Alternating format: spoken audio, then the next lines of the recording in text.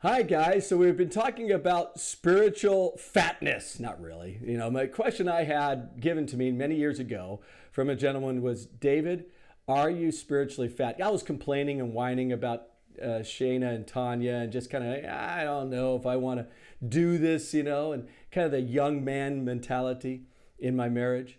Well, he sat down with me and he said, David, are you spiritually fat? Because if you were, you wouldn't be asking this question. You wouldn't be struggling with your wife so much. You wouldn't be struggling with your child so much.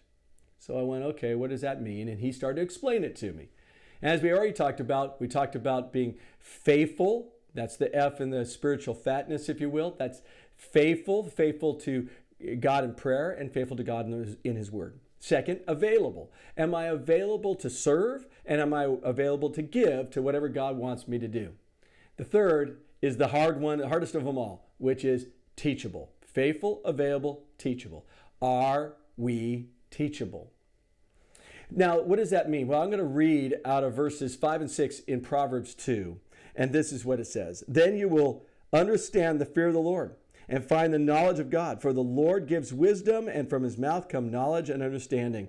You see, if we're teachable, we'll hear God.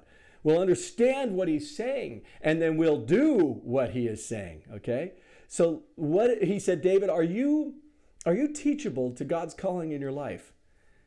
Are you? I went, well, what does that even mean? Well, your calling, David, is this, and it's everybody's. Yours is to follow the Great Commandment and the Great Commission. If you don't do that in whatever career you have, you're not following His calling for your life. We show it in the relationship clock. Am I worshiping God? You remember the circle? Am I in discipleship, the vertical relationship to God and us, and then being a mentor and a mentee? Am I in fellowship with God's people? Am I reaching out to the people outside the church? And am I loving the people inside the church and out in ministry?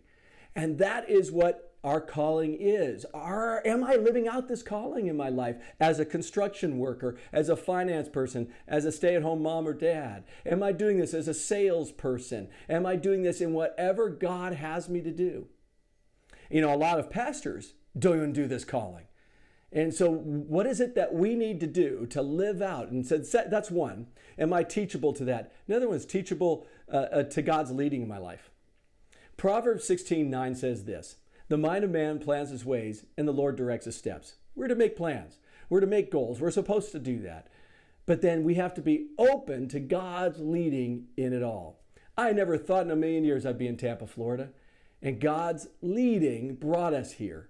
And we were open to at least going, okay, God, you want us on this side of town, even though we bought a home in New Tampa. Now you want us to move and buy a home on the West Tampa area.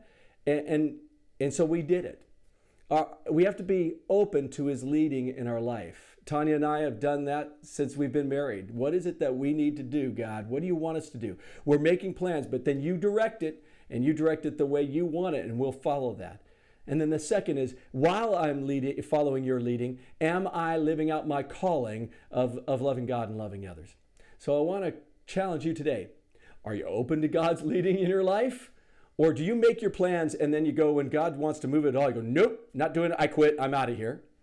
Or do you do, and maybe you do that real well, but when you're following God's leading, but then you don't want to live out this great commandment, great commission. You know what? I don't have the time to reach out to my neighbors. I don't have time to love this person.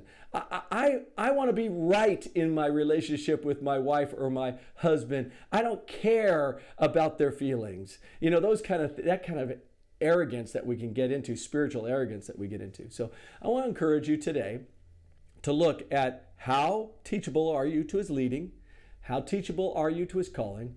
Look at each one. Which one do you struggle with the most? That's what you're going to focus on this week. Remember, we've looked at faithful, available, and teachable. May you enjoy this opportunity you have.